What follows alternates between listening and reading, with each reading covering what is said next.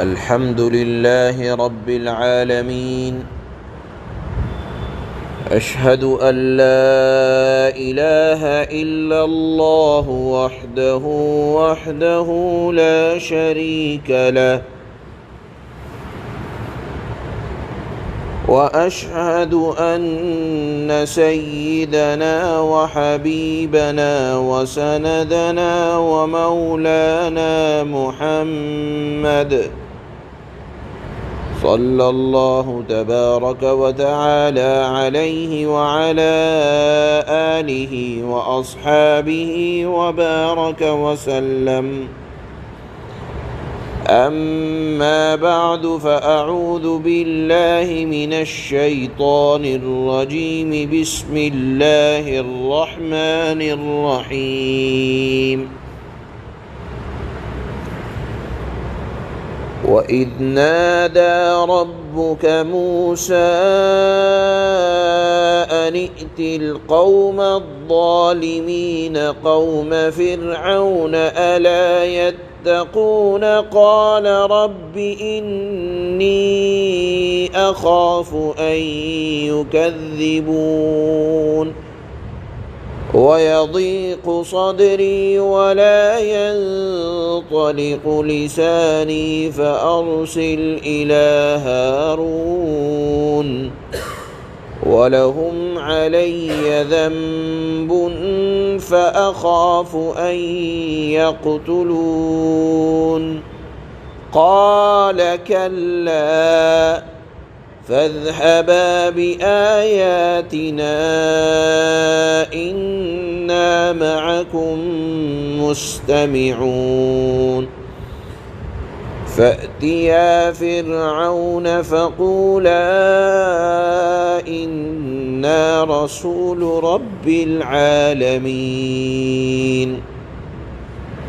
أن أرسل معنا بني إسرائيل.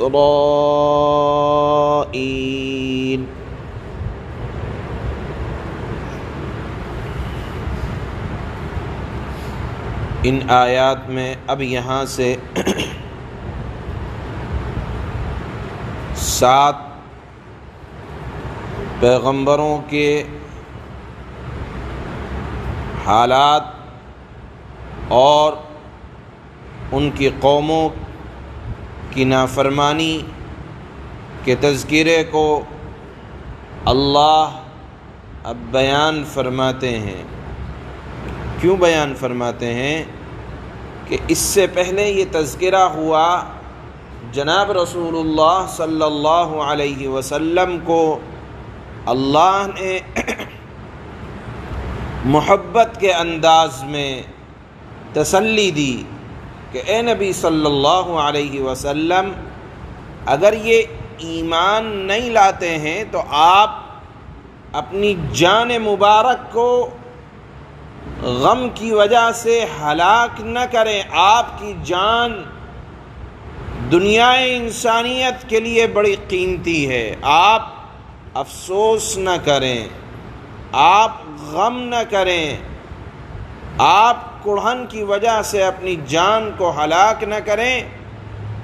اور فرمایا اللہ نے کہ اگر یہ ایمان نہیں لاتے تو یہ مت سمجھیے گا کہ اللہ ان کی پکڑ نہیں کر سکتے ہیں، بلکہ آپ کا رب قادر مطلق بھی ہے، پکڑ کرنے پر قدرت بھی رکھتا ہے.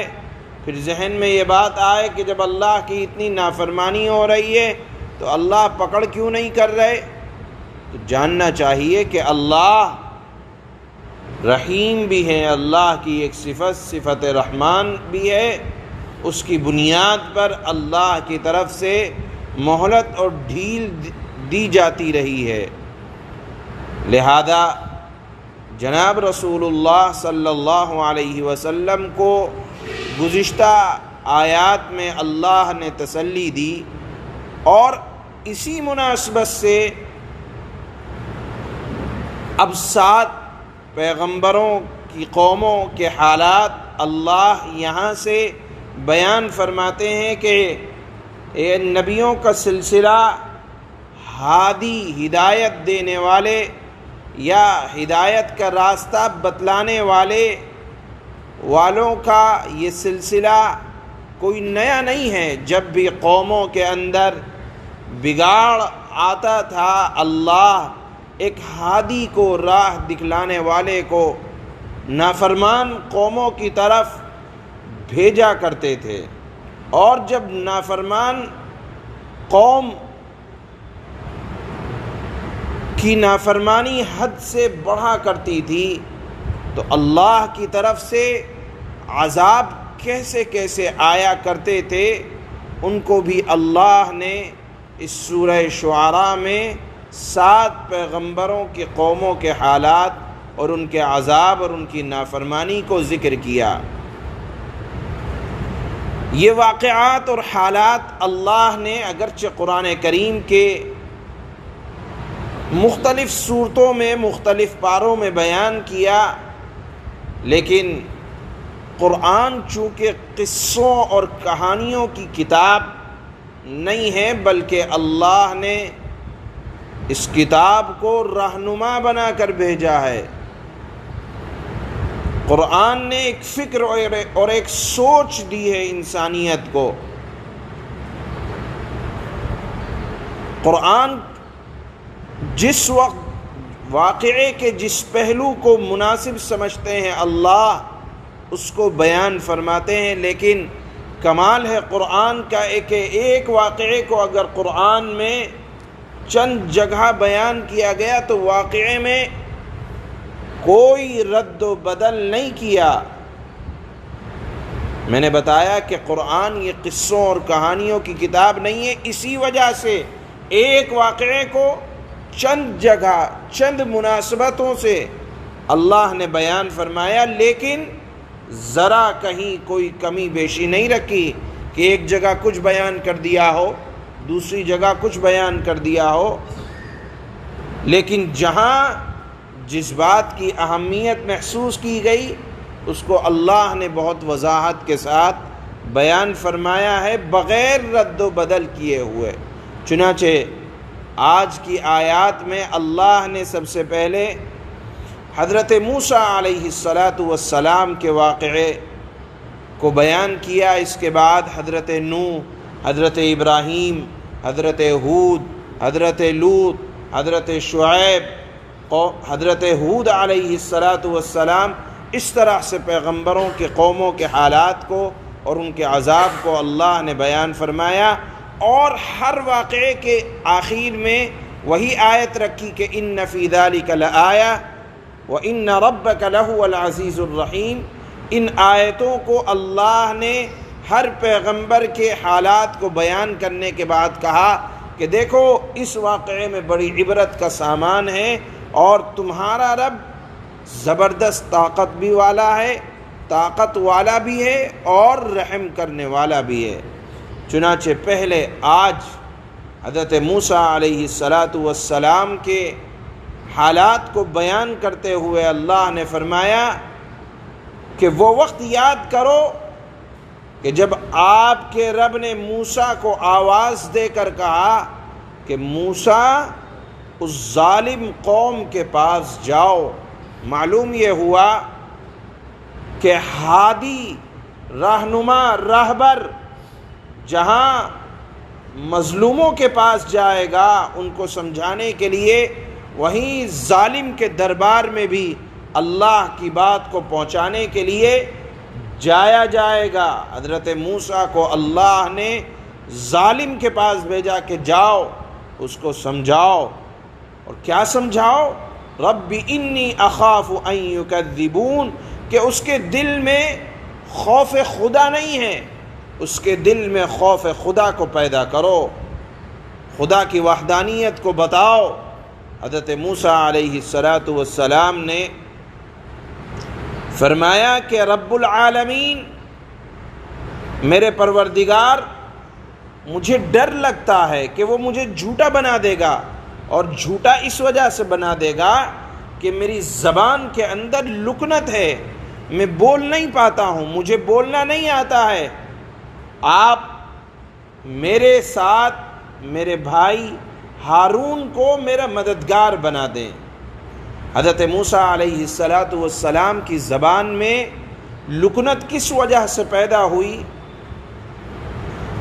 چنانچہ مفسرین نے ایک واقعہ لکھا ہے کہ حضرت موسیٰ علیہ السلام چونکہ بچپن میں حضرت موسیٰ علیہ السلام کی والدہ نے آپ کو اللہ کے حکم سے ایک صندوق بنا کر دریائے نیل میں چھوڑ دیا تھا، اور وہ صندوق تیرتا ہوا فرعون کے دربار تک پہنچ گیا، تو حضرت موسیٰ کا بچپن فرعون کے دربار میں پلا بڑھا ہے۔ ایک مرتبہ حضرت موسیٰ فرعون کی گود میں تھے، فرعون کی داڑھی میں کچھ موتی لٹکے ہوئے تھے، واللہ عالم وہ کیا شکل اور صورت رہی ہو، لیکن روایات میں آتا ہے کہ فرعون کے داڑھی میں موتی تھے، کچھ چمکنے والی چیزیں تھیں۔ حضرت موسیٰ جو بچے تھے انہوں نے فرعون کی داڑھی پر ہاتھ مارا اور اس سے چند بال ٹوٹ گئے، کچھ موتی بھی جھڑ گئے۔ فرعون کو غصہ آیا اور انہوں نے اپنی بیوی حضرت آسیہ سے کہا کہ میں آج اس بچے کو جان سے مار دوں گا، اس نے میری داڑھی پر حملہ کیا ہے، آج میری داڑھی پر حملہ کیا ہے، کل میری سلطنت پر یہ حملہ کرے گا، میری سلطنت کا دعوے دار بنے گا۔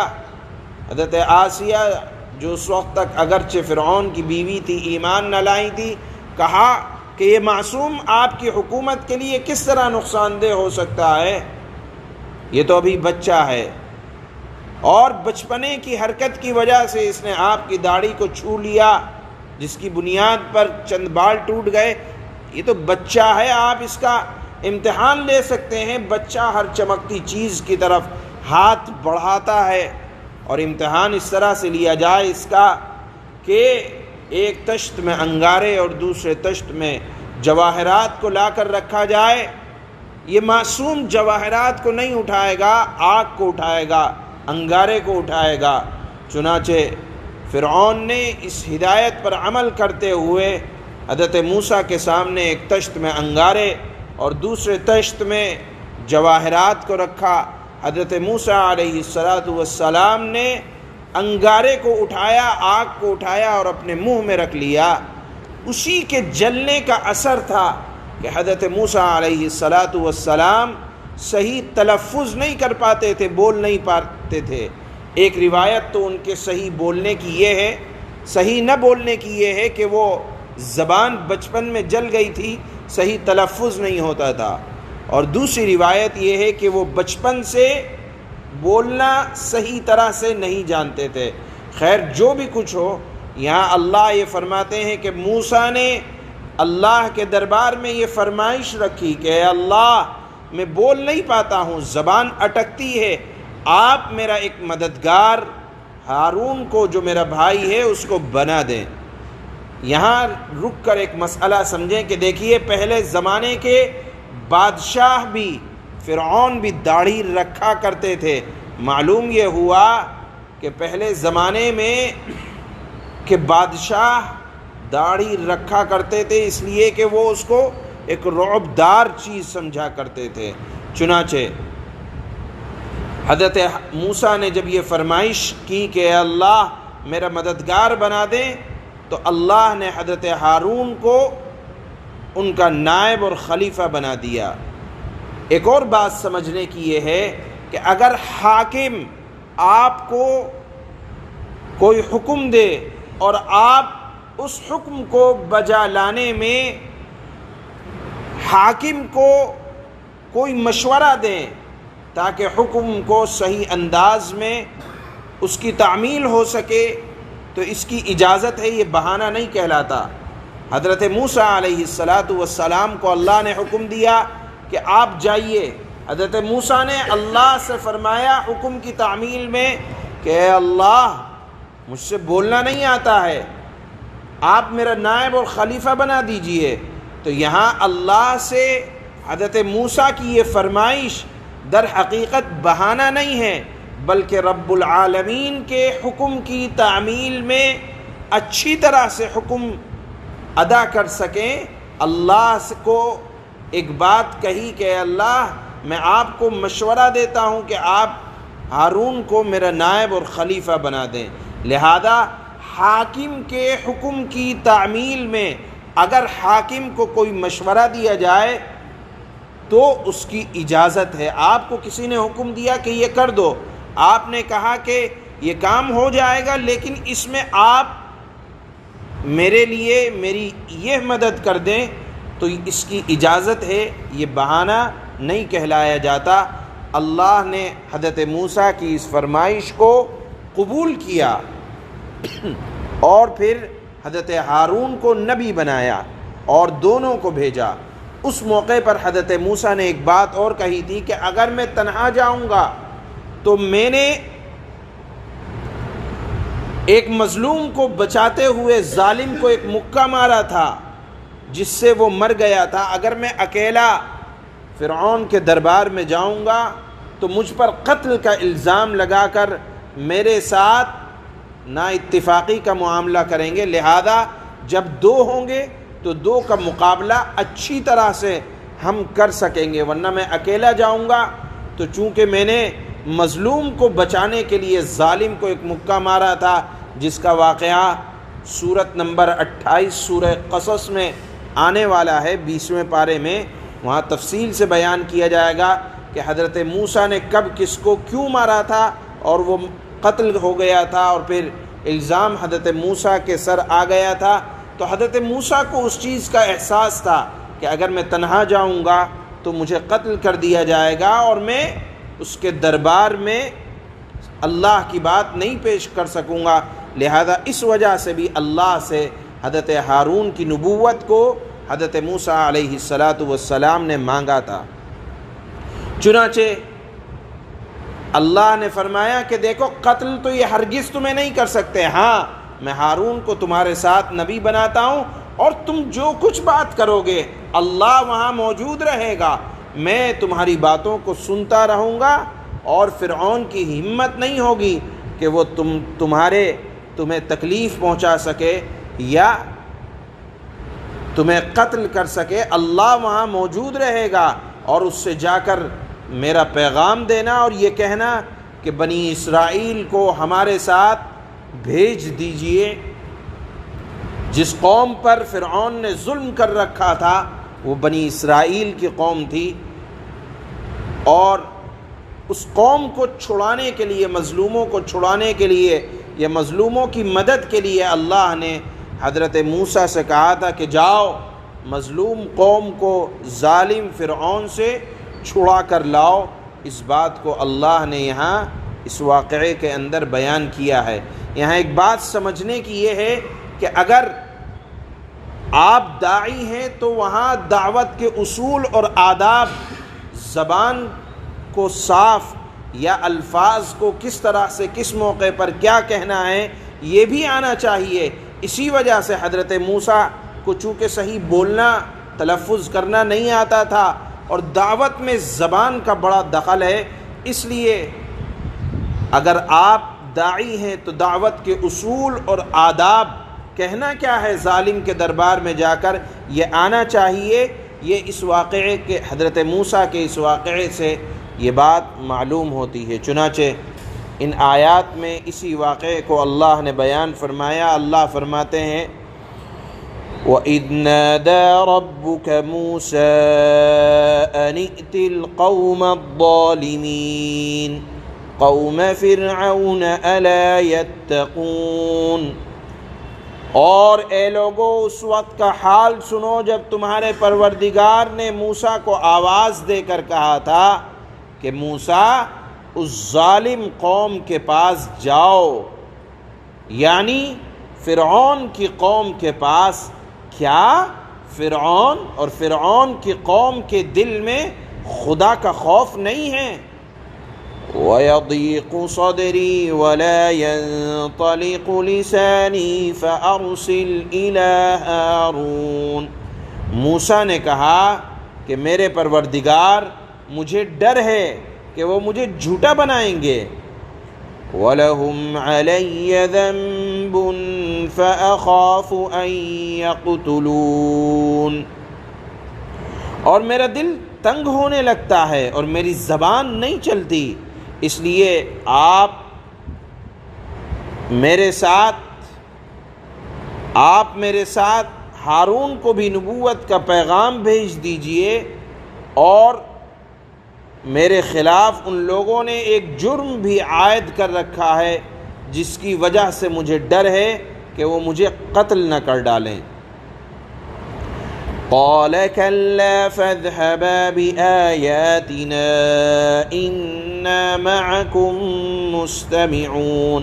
اللہ نے فرمایا قتل تو ہرگز نہیں کر سکتے، تم دونوں ہماری نشانیاں لے کر جاؤ، یقین رکھو کہ ہم تمہارے ساتھ ہیں، ساری باتیں سنتے رہیں گے۔ فَأْتِيَا فِرْعَوْنَ فَقُولَا إِنَّا رَسُولُ رَبِّ الْعَالَمِينَ۔ اب تم دونوں یعنی موسیٰ اور ہارون فرعون کے پاس جاؤ اور کہو کہ ہم دونوں رب العالمین کے پیغمبر ہیں۔ ان ارسل معنا بنی اسرائیل، اور یہ پیغام لائے ہیں کہ تم بنی اسرائیل کو ہمارے ساتھ بھیج دو۔ یہ واقعہ اور بیان کیا جائے گا۔ حضرت موسیٰ اور فرعون کے واقعے کو اللہ نے کئی جگہ اس لیے بیان کیا تاکہ یہ بات سمجھ میں آ جائے کہ جیت ہمیشہ مظلوموں کی ہوا کرتی ہے، ظالم ہمیشہ ناکام ہوا کرتے ہیں، اور اللہ کا پیغام ظالموں کو بھی پہنچایا جائے گا۔ سبحان اللہ۔